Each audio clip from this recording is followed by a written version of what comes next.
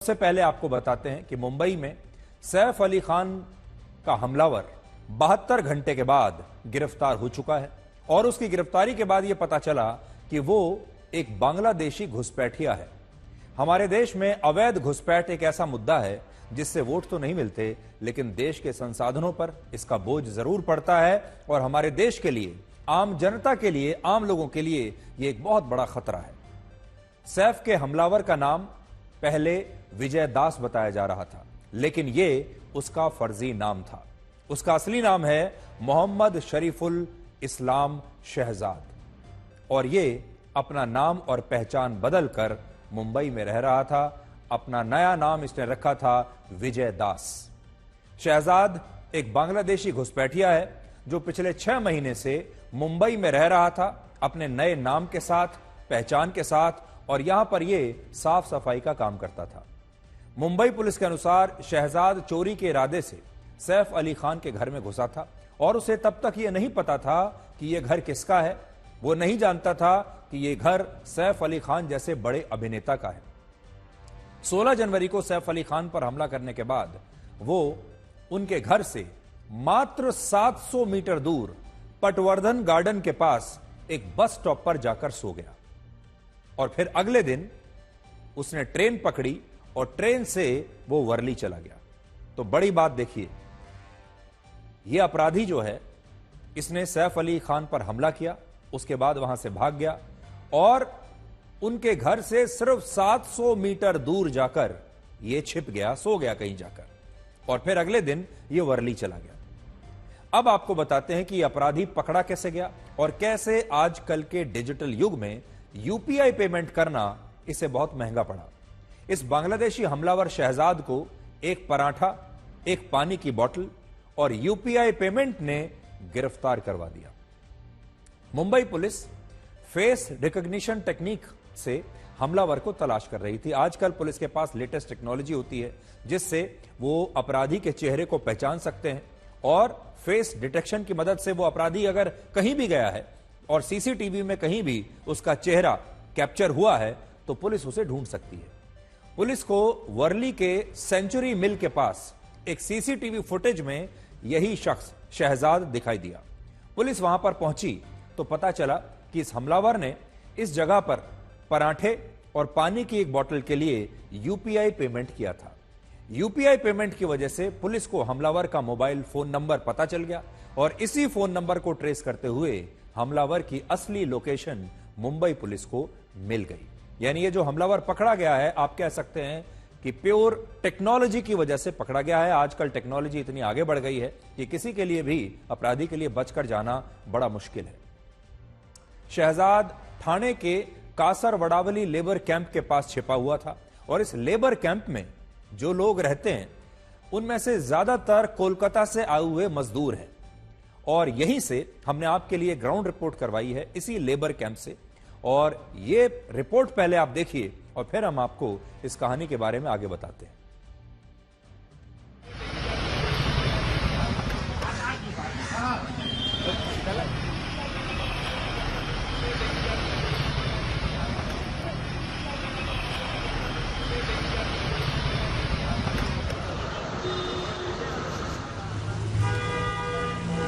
सैफ अली खान पर हमला करने वाला आरोपी मोहम्मद शरीफुल इस्लाम शहजाद, इसे थाने से मुंबई पुलिस की टीम ने पकड़ा है।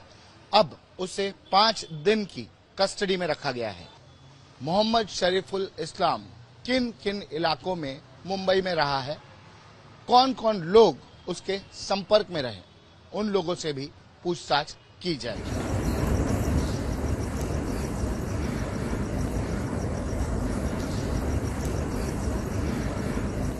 इलाका है ठाणे इलाहाबाद स्टेट का कहा जाता है। ये जो इलाका है आप देख सकते हो कि मेरे पीछे आप देख सकते हो ये कैंप है जहाँ पे लेबर रुकते थे। यहीं पे जो सैफ अली खान का जो आरोपी है इसको अरेस्ट किया गया है। आरोपी जो अरेस्ट किया गया है, यहाँ पे बताया जा रहा है कि ये आरोपी यहाँ पे पिछले 1 से 2 साल पहले काम करता था, इस जगह से फैमिलियर था।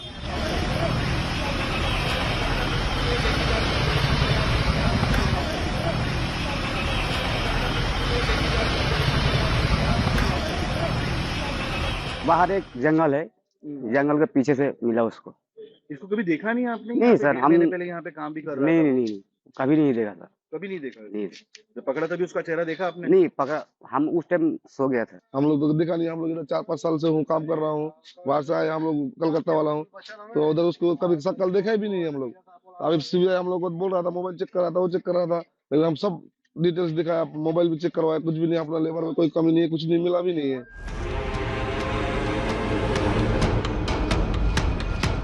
आरोपी का नाम मोहम्मद शरीफुल इस्लाम शहजाद है। मोहम्मद शरीफुल इस्लाम शहजाद, एज 30 इयर्स। अभी तक के इन्वेस्टिगेशन में ये समझ में आया है कि ये आरोपी चोरी के इरादे से उस घर में उसने एंटर किया था। ये जो आरोपी है, यह आरोपी बांग्लादेशी ओरिजिन का है, ऐसा हमारा डाउट है। इसीलिए एप्रोप्रिएट, इस केस में एप्रोप्रिएट सेक्शंस की वाड़ की गई है और उस हिसाब से आगे का इन्वेस्टिगेशन किया जा रहा है। क्या नाम विजय दास। अब सोचिए, इस हमलावर के पास कोई भी भारतीय पहचान पत्र नहीं था, ना तो इसके पास कोई अपना यहां का आधार कार्ड था, ना ही कोई और पहचान पत्र था, लेकिन उसने कोलकाता में रहने वाले एक शख्स जिसका नाम है जहांगीर शेख, इस जहांगीर शेख के नाम पर इसने एक मोबाइल फोन का सिम कार्ड लिया था और उसी मोबाइल फोन के सिम कार्ड को यह इस्तेमाल कर रहा था। उसी सिम कार्ड से इसने यूपीआई पेमेंट किया था। अब आप ये देखिए कि बांग्लादेश का एक घुसपैठिया जब हमारे देश में आ जाता है, अपना नाम बदल लेता है, अपनी पहचान बदल लेता है, मोबाइल फोन यहां का इस्तेमाल करता है और उसका हमारे देश में कोई रिकॉर्ड नहीं है क्योंकि उसके पास कोई पहचान पत्र है ही नहीं। किसी भी राज्य की पुलिस के लिए इस तरह के अपराधी को ट्रैक करना, पकड़ना, इनकी पहचान करना सबसे बड़ी चुनौती है। और सोचिए, अगर ये व्यक्ति बांग्लादेश वापस भाग गया होता तो उसे पकड़ना नामुमकिन हो जाता। मुंबई पुलिस हाथ पर हाथ रखकर बैठी रहती अगर यह आदमी वापस बांग्लादेश भाग गया होता। लेकिन बड़ी बात यह है कि इसके अंदर इतनी चालाकी शायद थी नहीं और यह आसपास मुंबई में ही घूमता रहा और बड़ी आसानी से मुंबई पुलिस ने टेक्नोलॉजी की मदद से इसे पकड़ लिया। इसलिए सैफ अली खान पर हुआ यह हमला कोई मामूली वारदात नहीं है। इसे आप कोई मसालेदार खबर मत समझिए। यह मत समझिए कि मुंबई में रहने वाला एक बहुत बड़ा सुपरस्टार है, उसके ऊपर हमला हुआ और आप इसे फिल्मों से जुड़ी हुई खबर देखकर आप इसमें दिलचस्पी ले रहे हैं। अगर एक बांग्लादेश का घुसपैठिया सैफ अली खान जैसे इतने बड़े आदमी के घर में घुसकर हमला कर सकता है तो हमारे और आपके घरों में भी इस तरह के हमले हो सकते हैं। और अब तक इस तरह के बांग्लादेशी जो घुसपैठिए हैं हजारों की संख्या में भारत के न जाने कितने शहरों में फैल चुके हैं।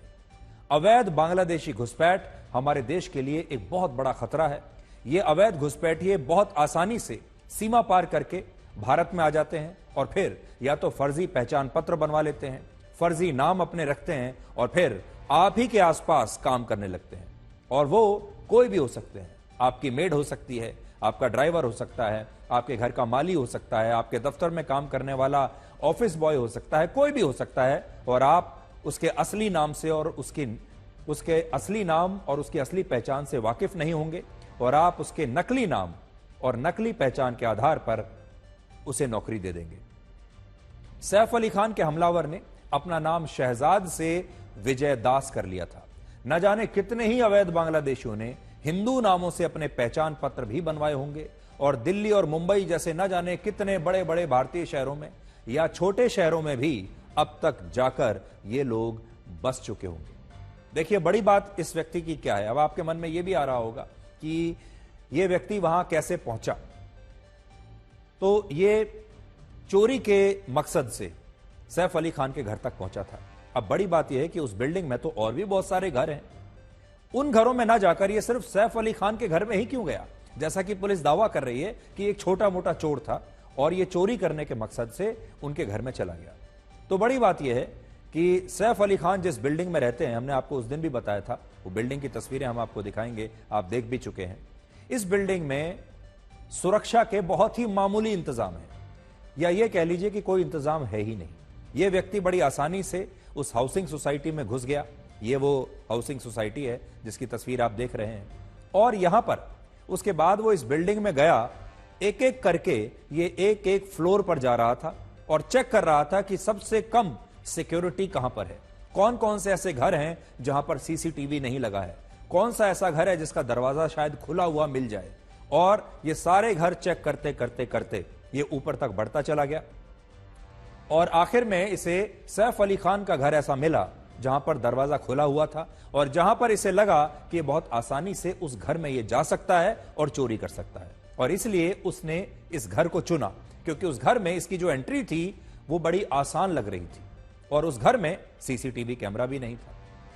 और इस प्रकार से ये अपराधी सैफ अली खान के घर में चला गया। इसे तब तक ये अंदाजा ही नहीं था कि ये किसके घर में चोरी करने के लिए गया है।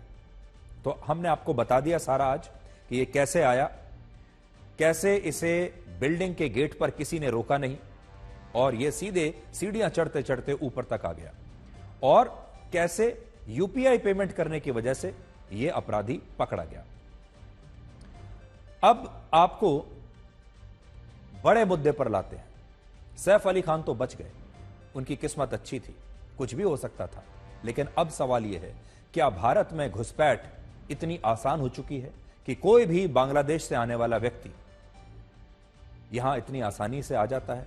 जब भी कोई विदेशी भारत आता है तो सबसे पहले उसे वीजा लेना होता है। आप भी जब किसी देश में जाते हैं तो वीजा लेकर ही उस देश में जाते हैं, लेकिन ये अवैध बांग्लादेशी बिना किसी वीजा के भारत में आ जाते हैं। हमारे पड़ोसी पाकिस्तान से अगर कोई बिना वीजा के घुसपैठ करता है तो हम उन्हें आतंकवादी कहते हैं। तो क्या बांग्लादेश से भारत में घुसपैठ करने वालों को रोकना पाकिस्तानी आतंकियों को रोकने से ज्यादा मुश्किल काम है? इसे समझने के लिए हमें बांग्लादेश से लगती हुई सीमाओं से जुड़ी चुनौतियों को आज समझना होगा। इतने सारे लोग बांग्लादेश से कैसे आ रहे हैं हमारे देश में? हम उन्हें रोक क्यों नहीं पा रहे हैं? आज हमारे पास इतनी बड़ी सुरक्षा बल है, भारत इतना बड़ा देश है, हमारे पास टेक्नोलॉजी है। हम अगर पाकिस्तान से घुसपैठ को बंद कर सकते हैं और दूसरे देशों से घुसपैठ को रोक सकते हैं, तो बांग्लादेश से हर दिन हजारों लोग हमारे देश में कैसे आ रहे हैं? तो अब आप इसे समझिए। हमारे देश के 5 राज्य ऐसे हैं, पश्चिम बंगाल, असम, त्रिपुरा, मेघालय और मिजोरम, जहां की सीमाएं बांग्लादेश के साथ लगती हैं। भारत और बांग्लादेश की सीमा बहुत बड़ी सीमा है, करीब 4097 किलोमीटर लंबी यह सीमा है। अब आप सोचिए 4000 किलोमीटर लंबी, 4100 किलोमीटर लंबी सीमा यह है। एक तरीके से बांग्लादेश भारत के साथ सबसे लंबी सीमा साझा करता है। हम पाकिस्तानी घुसपैठ का जवाब गोलियों से देते हैं, लेकिन बांग्लादेशी घुसपैठ पर हम कभी ऐसा एक्शन नहीं लेते, और इसकी एक वजह है भारत और बांग्लादेश के बीच मधुर संबंध और हमारे व्यापारिक संबंध। इसके अलावा सीमा का एक बहुत बड़ा हिस्सा खुला हुआ है, यानी पोरस है, और यहां से आना जाना किसी के लिए भी बहुत आसान है। भारत की होम मिनिस्ट्री के अनुसार बांग्लादेश से लगती हुई 3141 किलोमीटर सीमा पर कंटीले तार लगा दिए गए हैं, यानी 77% सीमा पर फेंसिंग हो चुकी है, लेकिन बाकी की अभी भी ऐसे ही है। इसमें भी पश्चिम बंगाल एक ऐसा राज्य है जहां करीब 82% सीमा पर फेंसिंग का काम हो चुका है। भारत बांग्लादेश के बीच करीब 950 किलोमीटर की सीमा आज भी पूरी तरह से खुली हुई है, पोरस है।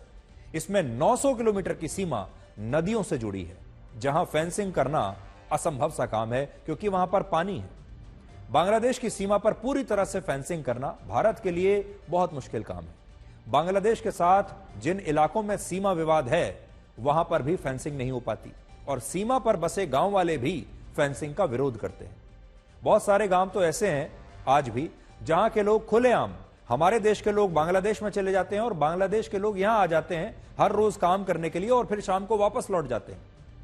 जहां तक घुसपैठ की बात है तो कुछ मैदानी क्षेत्र, जंगल और नदियां, तीनों ही रास्तों से यह घुसपैठ होती है।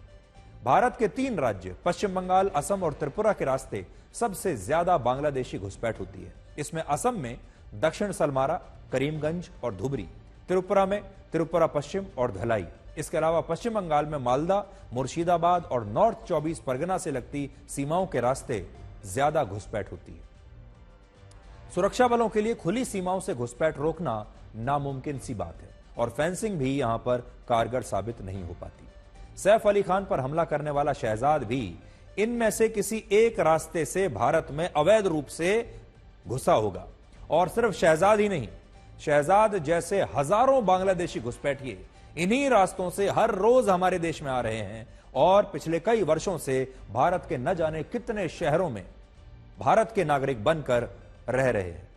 हाल ही में दिल्ली से पकड़े कुछ बांग्लादेशी घुसपैठियों ने यह बताया था कि एक खास गिरोह इस काम में लगा हुआ है और यह गिरोह अवैध घुसपैठियों के लिए फर्जी पहचान पत्र तैयार करवाता है। पुलिस के अनुसार ज्यादातर घुसपैठिए खुद को पश्चिम बंगाल और असम जैसे राज्यों का निवासी बताते हैं और उनके पास फर्जी पहचान पत्र भी वहीं के पाए जाते हैं।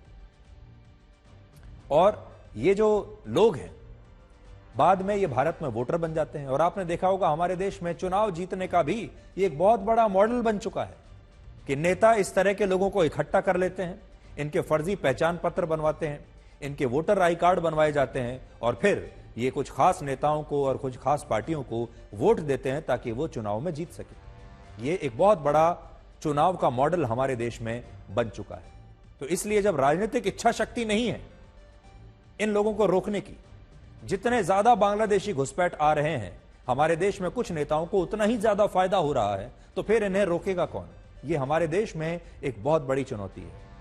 और यह मुद्दा आप तक इस बार इसलिए पहुंचा क्योंकि इस बांग्लादेशी घुसपैठी ने सैफ अली खान जैसे एक बड़े सेलिब्रिटी पर हमला कर दिया। इसलिए आज हम और आप ये बात कर रहे हैं। हमले तो ये हर रोज करते हैं, अपराध ये हर रोज करते हैं, चोरी डकैती हर रोज हो रही है हमारे देश में कहीं ना कहीं, लेकिन वो खबर नहीं बन पाती क्योंकि उसमें आम आदमी पर अपराध हो रहे हैं, आम आदमी की जेब कटती है, आम आदमी के घर में चोरी हो रही है और आम आदमी की खबर हमारे देश में कोई नहीं दिखाता। इसलिए ये एक बड़ा मुद्दा बन ही नहीं पाता। ये तो सैफ अली खान पर यह हमला हुआ और इसलिए आज ये मुद्दा इतना बड़ा है और इसीलिए आज हम आपको ये जागरूक कर रहे हैं कि ये हमला जो है ये सैफ अली खान पर हुआ, ये आप पर भी हो सकता है। हमारे देश में कहीं भी रहने वाले किसी भी परिवार पर इस तरह का हमला हो सकता है। हमें सावधान रहने की आवश्यकता है और इस घुसपैठ को हर हालत में रोकने की आवश्यकता है। अब मैं आपको महाकुंभ लेकर चलता हूं और महाकुंभ से आज मैं आपको अपने खुद के अनुभव बताऊंगा।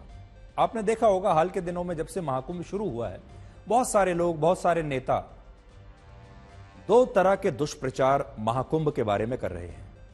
पहला तो यह है कि वहां पर बद इंतजामी है, वहां पर इतने सारे लोगों के लिए इंतजाम है ही नहीं, इसलिए वहां नहीं जाना चाहिए। और दूसरा, स्नान करने वालों के जो बड़े बड़े आंकड़े बताए जा रहे हैं, ये आंकड़े भी गलत हैं।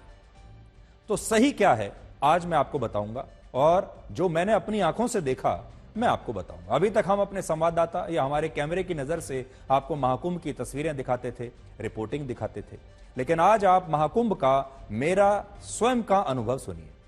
महाकुंभ को लेकर जैसा मैंने कहा, दो प्रकार के दुष्प्रचार हैं। पहला, लोग कह रहे हैं जितनी भीड़ बताई जा रही है उतनी है नहीं, आंकड़े गलत हैं, महाकुंभ में भारी अव्यवस्था है।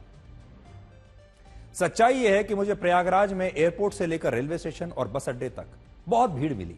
वहां देश भर से लोग आ रहे थे, हर वर्ग के लोग आ रहे थे, छोटे बड़े, अमीर गरीब, बड़े बड़े खानदानों के लोग आ रहे थे, औद्योगिक परिवारों के लोग आ रहे थे, आम लोग आ रहे थे, पढ़े लिखे लोग आ रहे थे, विदेशी लोग आ रहे थे, अनपढ़ लोग आ रहे थे, मजदूर आ रहे थे, बड़े बड़े इंजीनियर और डॉक्टर आ रहे थे।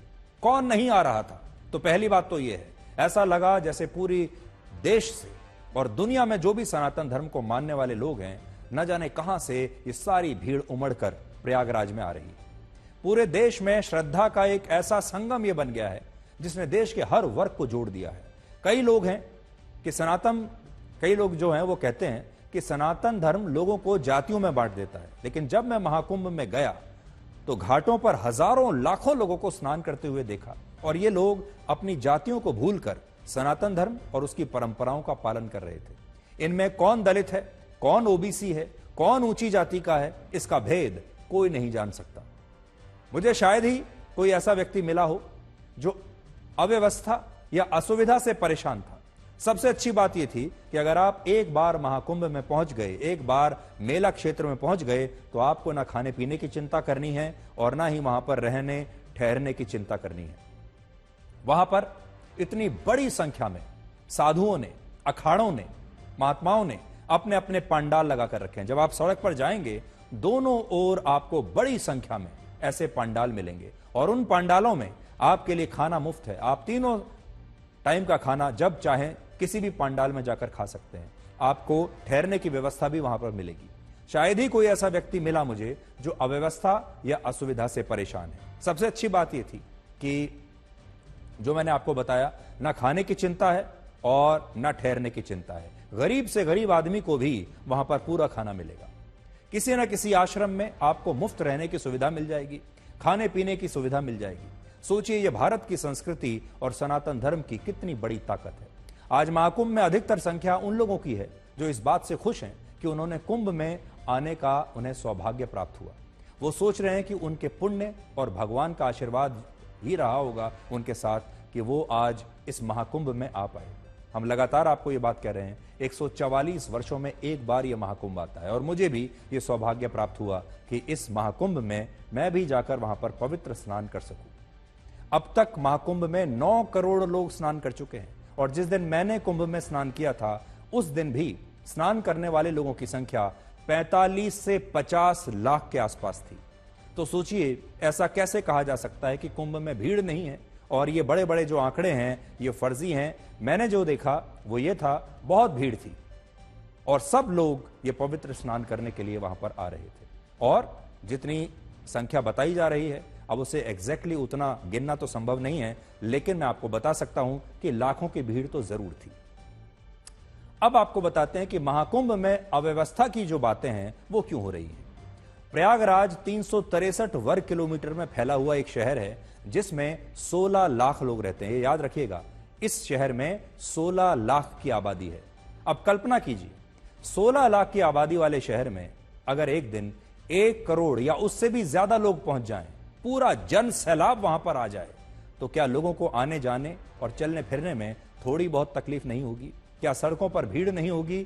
क्या सड़कों पर ट्रैफिक जैम नहीं लगेगा? क्या उस दिन गाड़ियों को रोका नहीं जाएगा? अगर सारी गाड़ियों को आप मेला क्षेत्र तक छोड़ देंगे तो वहां पर किसी के लिए भी पहुंचना असंभव हो जाएगा। कुंभ मेला क्षेत्र 40 वर्ग किलोमीटर में फैला है, जिसमें श्रद्धालुओं की सुविधा के लिए बहुत सारी व्यवस्थाएं की गई हैं। 30 अस्थायी पुल बनाए गए हैं, 1.5 लाख अस्थायी टेंट लगाए गए हैं। लेकिन प्रयागराज की जो सबसे बड़ी समस्या मुझे दिखाई दी वो है ट्रैफिक जैम। शहर की सड़कें तो वही पुरानी हैं और ये जो सड़कें हैं ये इतने लोगों के लिए बनी ही नहीं है, क्योंकि जब इस शहर की प्लानिंग हुई होगी, ये तो बहुत पुरानी बात है।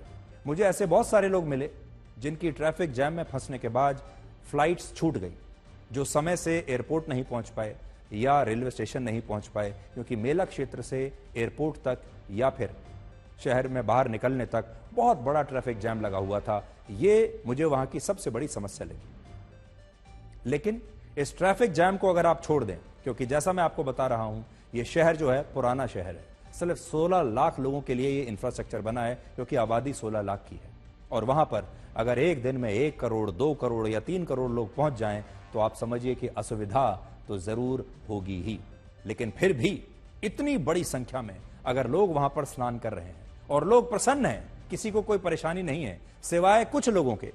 ऐसा भी है, वहां पर बहुत सारे यूट्यूबर्स वहां पर पहुंचे हुए हैं, बहुत सारे ऐसे लोग पहुंचे हुए हैं जो लोग लगातार वहां से रील्स बना रहे हैं। और उसमें कुछ लोग आपको जरूर ऐसे मिलेंगे जो थोड़े नाराज हो रहे हैं, क्योंकि शायद किसी का कोई अपना बिछड़ गया है, किसी को बहुत ज्यादा दूर तक पैदल चलना पड़ा है, या पहले से जानकारी ना लेकर आने की वजह से बहुत सारे लोग वहां खो भी जाते हैं या सही जगह पर नहीं पहुंच पाते हैं। लेकिन सवाल बड़ा यह है कि क्या आपको वहां जाना चाहिए या नहीं जाना चाहिए? तो मैं कहूंगा बिल्कुल जाना चाहिए। 144 वर्षों के बाद आपको एक बार मौका मिल रहा है। क्या महाकुंभ में स्नान करना चाहिए? बिल्कुल करना चाहिए। क्या वहां बहुत बड़ी असुविधा आपको हो सकती है? इसका जवाब है नहीं।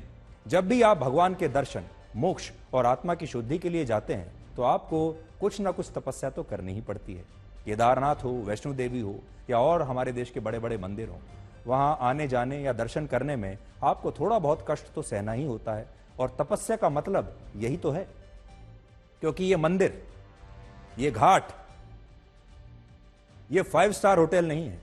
कुंभ मेला कोई पिकनिक स्पॉट नहीं है जहां सब तरह की सुविधाएं, सब तरह के 5 स्टार सुविधाएं आपके लिए इंतजार कर रही हूं। आप यहां पर आते हैं अपने धर्म के लिए, अपनी आस्था के लिए, तपस्या के लिए, और तपस्या में आपको अपने आप को तैयार करके आना होता है। मैंने स्नान करते हुए आपके लिए एक छोटा सा वीडियो आज बनाया है। स्नान करते समय मेरी अपनी भावनाएं क्या थी, आप चाहें तो इस वीडियो को आज देख सकते हैं, और आप चाहें तो आप भी इस प्रकार से स्नान कर सकते हैं। तो ये जो पवित्र स्नान है, इसका मौका आपको जीवन में सिर्फ एक बार मिलेगा, लेकिन ये कोई मामूली स्नान नहीं है। ये स्नान कैसे करना चाहिए, मैं मेरे हिसाब से आपको बताना चाहता हूं कि मैंने क्या किया। सबसे पहले तो आपका जो चित्त है, यानी शरीर शांत होना चाहिए, मस्तिष्क, मन बिल्कुल शांत होना चाहिए। आपके अंदर ये जो शांति है, इसे आप महसूस कीजिए। इसे महसूस करने के बाद आपके मन में और आपके शरीर में जितनी भी बुरी भावनाएं हैं, जितनी भी बुराइयां हैं, आपके जीवन में अब तक जितने भी बुरे अनुभव रहे हैं जो आपको कटु बनाते हैं, कड़वा बनाते हैं, इन सारे अनुभवों को एक जगह इकट्ठा कीजिए। इस सारी बुरी शक्तियों को एक जगह इकट्ठा कीजिए और इस पवित्र गंगा जल में आप आज बहा दीजिए। आपके जो भगवान हैं, ईश हैं, जिन्हें आप मानते हैं, ओम नमः शिवाय आप कह सकते हैं, हनुमान जी की आप पूजा कर सकते हैं, हनुमान चालीसा कह सकते हैं, और उसके बाद सच्चे मन से भगवान को आप याद कीजिए। और जब आप यहाँ से जाएंगे तो आपको एक बहुत ही अजीब सा हल्कापन महसूस होगा। आपको अपने जीवन में, अपने मन में और अपने शरीर में एक शांति का अनुभव होगा, और आप उस अनुभव को अभी यहीं पर कर पाएंगे। तो इस स्नान को बर्बाद मत कीजिए, ये सोचकर कि ये सिर्फ एक स्नान है, पानी में कूद गए और स्नान करके बाहर निकल आए और आपके सारे पाप धुल जाएंगे। ये स्नान आपकी आज़ादी के लिए है, आपके लिबरेशन के लिए है, आपके मोक्ष के लिए है, आपकी आत्मा के लिए है, आपकी आत्मा की और शरीर की शुद्धि के लिए है, आपके विचारों की शुद्धि के लिए है, और भगवान का आशीर्वाद प्राप्त करने के लिए है, शक्ति प्राप्त करने के लिए है, और आपकी जो आत्मा है वो यहाँ से प्रसन्न होकर जानी चाहिए। ये स्नान इसके लिए है। तो मुझे यहाँ पर ये अनुभव हो रहा है, मैं आपको बता सकता हूँ। आपको अनुभव ये हुआ है या नहीं मैं कह नहीं सकता, लेकिन आप में से जो लोग आएंगे, कोशिश कीजिए कि आप इस अनुभव को जरूर यहाँ से करें और ये अनुभव आप यहाँ से लेकर जाएं। हर हर गंगे।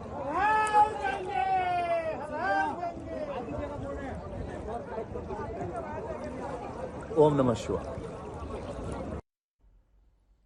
तो मैंने आपको अपना अनुभव बता दिया। आप अपने शरीर को आराम देने के लिए, अपने शरीर को बेहतर और सुंदर बनाने के लिए न जाने कितनी सारी चीजें करते हैं, लेकिन आप अपनी आत्मा को सुंदर बनाने के लिए, आत्मा की सिद्धि के लिए, शुद्धि के लिए और शक्ति के लिए क्या करते हैं?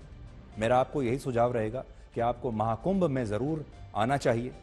अगर कोई कष्ट होता भी है तो इसे आप अपनी आत्मा की शक्ति के लिए जरूरी तपस्या मानकर आप सह लीजिए। आपको 2 बातें मैं बताना चाहूंगा। जब आप जाएं महाकुंभ के लिए, पूरी तैयारी के साथ जाएं, पहले से पूरी जानकारी लेकर जाइए। आप अगर एयरपोर्ट से जा रहे हैं तो आपको पता होना चाहिए कि एयरपोर्ट से आपको कैसे इस महाकुंभ के मेले तक पहुंचना है और घाट तक पहुंचना है। रेलवे स्टेशन से जा रहे हैं, बस से जा रहे हैं, तो थोड़ी जानकारी पहले से आपको जरूर होनी चाहिए। सर्दी का मौसम है, गर्म कपड़े जरूर लेकर आइएगा। और तीसरी बात, गंगा में जब आप स्नान करेंगे या संगम में जब आप स्नान करेंगे तो पानी बहुत ठंडा होगा, इसके लिए भी आप तैयार रहकर आइए। कि इस बार महाकुंभ में महिलाएं जो हैं वो नागा साध्वी कैसे बन रही है। महाकुंभ में नागा सन्यासियों की भर्ती इस समय चल रही है और इसके लिए नागा साधुओं का दीक्षा संस्कार शुरू हो चुका है, क्योंकि नागा साधु सिर्फ कुंभ में ही बन सकते हैं। और आपने देखा होगा इस बार महाकुंभ के मौके पर नागा साधुओं की बड़ी चर्चा हो रही है। सब लोग नागा साधुओं के बारे में जानना चाहते हैं। आज कठिन तपस्या के बाद जूना अखाड़े में करीब 100 महिलाओं को नागा सन्यासी बनने की दीक्षा दी गई और इनमें कुछ विदेशी महिलाएं भी शामिल थी। नागा साध्वी बनने का रास्ता बहुत कठिन होता है। इसके लिए भौतिक सुख सुविधाएं छोड़नी होती हैं, हर तरह के सांसारिक रिश्ते को तोड़ना होता है। नागा साध्वी बनने से पहले महिलाओं को कई वर्ष तक कठोर ब्रह्मचर्य का पालन करना होता है। उन्हें अपने गुरु के अधीन रहकर 2 से 3 साल तक सेवा करनी होती है, तपस्या करनी होती है और यह साबित करना होता है कि वो नागा साध्वी बनने के योग्य हैं। नागा साध्वी बनने से पहले महिलाओं को अपना मुंडन कराना होता है और जीते जी अपना पिंड दान करना होता है, बाकी नागा साधुओं की ही तरह। जिस तरह नागा साधु कठिन तपस्या और साधना करते हैं, वैसे ही नागा साध्वियों को भी कड़े नियमों का पालन करना पड़ता है। नागा साध्वी जिस अखाड़े से जुड़ती हैं, उसी की परंपरा के अनुसार उन्हें दीक्षा दी जाती है और दीक्षा से पहले उनके पंच संस्कार होते हैं, जो 5 अलग अलग गुरु करते हैं। पंच संस्कार अलग अलग 5 गुरु द्वारा किया जाता है। जैसे शिक्षा गुरु शिखा तैयार करते हैं, शिखा गुरु शिखा तैयार करते हैं, कंठी गुरु कंठी पहनाते हैं, तीसरे भभूत गुरु होते हैं, चौथे लंगोटी गुरु होते हैं और 5वें शाखा गुरु होते हैं। वर्षों की कठिन तपस्या के बाद जो महिलाएं नागा साधु बनना चाहती हैं, उन्हें पहले अवधूत बनाया जाता है। अवधूत का अर्थ उस साधु से है जो दुनिया से पूरी तरह से विरक्त होकर अब स्वयं में लीन हो चुका है। महिलाओं को अवधूत बनने की दीक्षा के लिए सुबह 4 बजे उठना होता है। फिर साधना के बाद गंगा नदी के किनारे मुंडन संस्कार होता है और फिर पवित्र स्नान के बाद पिंडदान किया जाता है। इसके बाद महिलाओं को एक बिना सिला हुआ वस्त्र पहनने के लिए दिया जाता है और महिलाओं को बिना कुछ खाए पिए दंड कमंडल और उसमें जल लेकर अपने अखाड़े में धर्म ध्वजा के नीचे रहना होता है। अगले दिन अखाड़े के आचार्य महामंडलेश्वर जाप के लिए गुरु मंत्र देते हैं और साधु परंपरा का ज्ञान कराते हैं और इसके बाद अवधूत गंगा में स्नान करती हैं और 108 डुबकी लगाकर अपना वस्त्र नदी में त्याग देती है और इसके बाद अखाड़े की कोतवाल उन्हें कंबल देती है, जिससे लपेटकर वो शाखा गुरु के पास जाकर उनका आशीर्वाद लेती हैं और फिर भगवा वस्त्र पहनकर पूर्ण नागा साध्वी बन जाती है। नागा साधु और नागा साध्वी में एक मूल अंतर यह है कि नागा साधु अक्सर बिना वस्त्रों के या सिर्फ लंगोट के साथ आपको दिखाई देते हैं, जबकि सामाजिक मर्यादा के तहत नागा साध्वी भगवा वस्त्र पहनती हैं, लेकिन ये वस्त्र सिले हुए नहीं होने चाहिए। इस बार महाकुंभ में करीब 1000 महिलाएं नागा साध्वी बनेंगी और प्रयागराज के कुंभ में दीक्षा लेने वाले नागा साधुओं को राजेश्वर नागा कहा जाता है, क्योंकि ये संन्यास के बाद राजयोग की कामना करते हैं। उज्जैन कुंभ से दीक्षा लेने वाले साधुओं को खूनी नागा कहा जाता है, क्योंकि इनका स्वभाव बहुत उग्र होता है। हरिद्वार कुंभ से दीक्षा लेने वाले नागा साधुओं को बर्फानी नागा कहते हैं और इनका स्वभाव शांत माना जाता है, जबकि नासिक कुंभ में दीक्षा लेने वाले साधुओं को खिचड़ी नागा कहते हैं। इनका कोई निश्चित स्वभाव नहीं होता।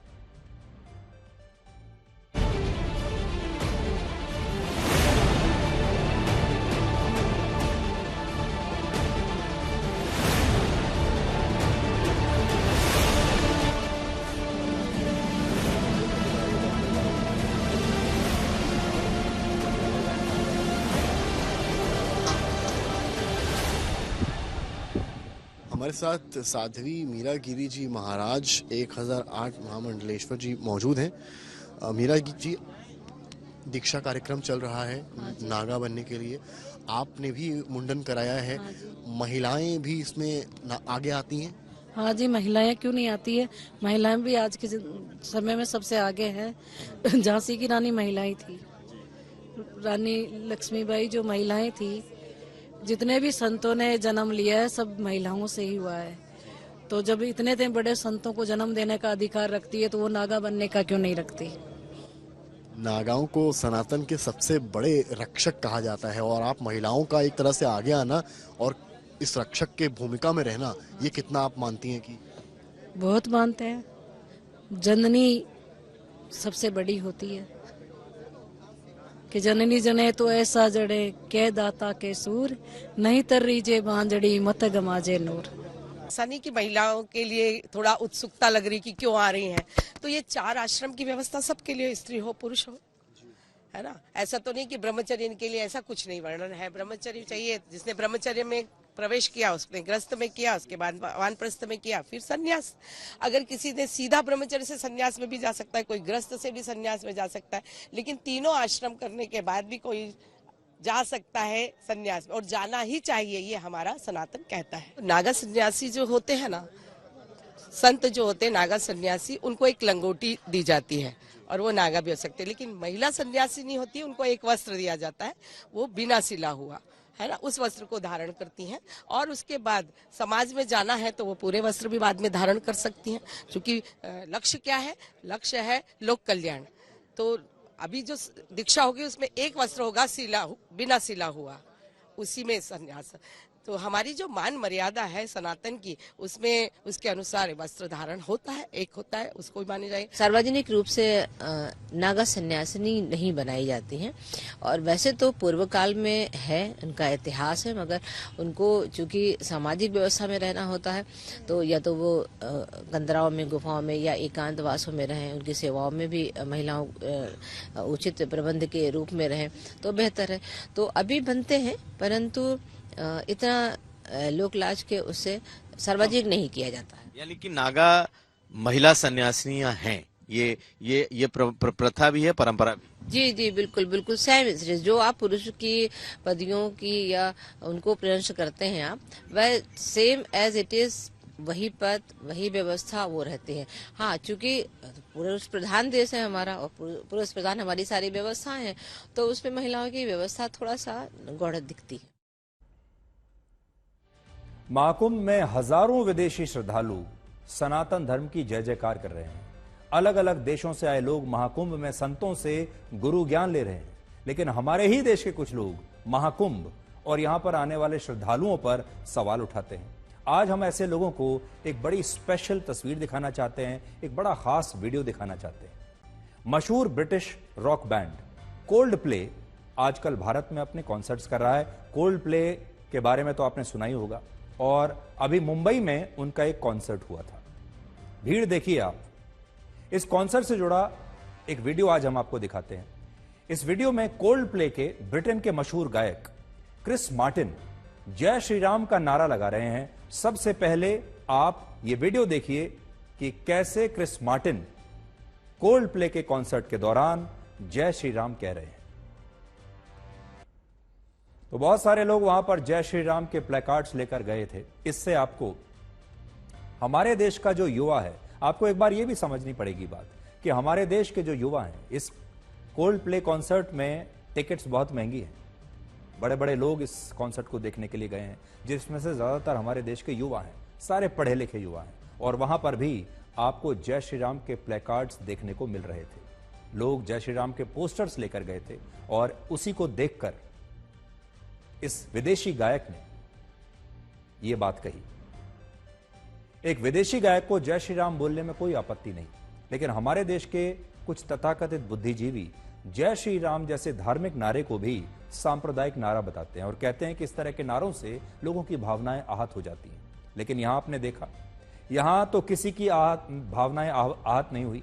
वहां पर इतनी बड़ी संख्या में लोग मौजूद हैं, इनमें से किसी की भावनाएं आहत नहीं हुई जब इस गायक ने खुलकर जय श्री राम कहा। किसी को कोई शर्मिंदगी महसूस नहीं हुई। क्रिस मार्टिन के मुंह से जय श्री राम सुनकर परेशान होने वालों को अब एक और तस्वीर दिखाते हैं। क्रिस मार्टिन अपनी गर्लफ्रेंड डेकोटा जॉनसन के साथ मुंबई के सिद्धि विनायक मंदिर भी गए, और डेकोटा जॉनसन अमेरिका की एक बहुत मशहूर अभिनेत्री हैं, हॉलीवुड की बहुत बड़ी एक्ट्रेस हैं। उन्होंने भी वहां भगवान गणेश के दर्शन किए और हिंदू रीति रिवाज से वहां पर पूरा पूजा पाठ उन्होंने किया। ये भी तस्वीरें आप देखिए। सनातन धर्म से प्रभावित हुए क्रिस मार्टिन ने अपने कॉन्सर्ट में कहा कि वो भारत के लोगों को धन्यवाद देना चाहते हैं, क्योंकि भारतीयों ने अंग्रेजों के अत्याचारों को भुलाकर उन्हें माफ कर दिया, और एक तरह से उन्होंने ब्रिटिश हुकूमत में हुई बर्बरता के लिए आज भारत के लोगों से एक प्रकार से माफी ही मांगी है। ये भी सुनिए। बहुत सारे लोगों को यह बात अच्छी नहीं लगेगी, लेकिन यह मानना पड़ेगा कि यह भारत का युग है, यह भारत का समय है। और आप सोचिए, ब्रिटेन का एक इतना बड़ा गायक, हॉलीवुड की एक अभिनेत्री भारत आते हैं, वो मंदिर जाते हैं, सनातन धर्म के रीति रिवाज के हिसाब से पूजा अर्चना करते हैं। ये ब्रिटेन का इतना बड़ा गायक अपने कॉन्सर्ट में जय श्री राम कहता है, और यह भी कहता है, इस बात को मानता है कि जब यहां ब्रिटिश राज था तो उसके देश के लोगों ने, उन शासकों ने भारत के लोगों पर बहुत अत्याचार किया। वो इस बात को मानता है और आज पूरी दुनिया इस बात को मान रही है कि यह भारत का युग है, ये भारत का समय है और ये हर भारतीय का युग है, हर भारतीय का समय है। लेकिन हमारे भारत की अपनी राजनीति में क्या हो रहा है, जरा ये भी देख लीजिए, क्योंकि अब हम आपको ये बताने वाले हैं कि दिल्ली में अलग अलग पार्टियों ने परिवार के विस्तार को भी अब एक चुनावी हथियार बना लिया है। बीजेपी ने ऐलान किया है कि वो दिल्ली की हर गर्भवती महिला को 21,000 रुपए देगी। अब अगर आंकड़े आप देखें तो दिल्ली में अगले 5 साल में लगभग 15 लाख महिलाएं गर्भवती होंगी और अगर बीजेपी की सरकार आ गई तो हर ऐसी महिला को वादे के मुताबिक 21,000 रुपए देने होंगे और इस तरह से यह राशि लगभग 3,150 करोड़ रुपए के आसपास होगी। अब ये अगले 5 साल में, अब ये एक तरह से जनसंख्या बढ़ाने के लिए प्रोत्साहन राशि की तरह होगा, जिससे लोग ज्यादा बच्चे भी शायद पैदा करने लगेंगे। इससे पहले आपको याद होगा तमिलनाडु के मुख्यमंत्री एम.के. स्टालिन, आंध्र प्रदेश के मुख्यमंत्री चंद्रबाबू नायडू और यहां तक कि आरएसएस प्रमुख मोहन भागवत भी ये कह चुके हैं कि भारत के लोगों को, हिंदुओं को ज्यादा बच्चे पैदा करने चाहिए। भारत के लोगों को स्टालिन और चंद्रबाबू नायडू अपने राज्य के लोगों को कह चुके हैं कि आप ज्यादा बच्चे पैदा कीजिए। लेकिन उस समय लोगों पर शायद इन बातों का ज्यादा असर नहीं हुआ हो। हालांकि अब दिल्ली में गर्भवती महिलाओं को 21,000 रुपए देने से जरूर लोग ज्यादा बच्चे पैदा करने के बारे में प्रेरित हो सकते हैं और इस राशि को लोग अपना परिवार बढ़ाने के लिए एक इंसेंटिव के तौर पर ले सकते हैं। यानी अब बच्चे को पैदा होने से पहले ही पैसा मिलने लगेगा। कई राज्यों में 10वीं 12वीं क्लास की छात्राओं को स्कूटी पहले ही मिल रही है, फ्री लैपटॉप छात्रों को मिल रहा है।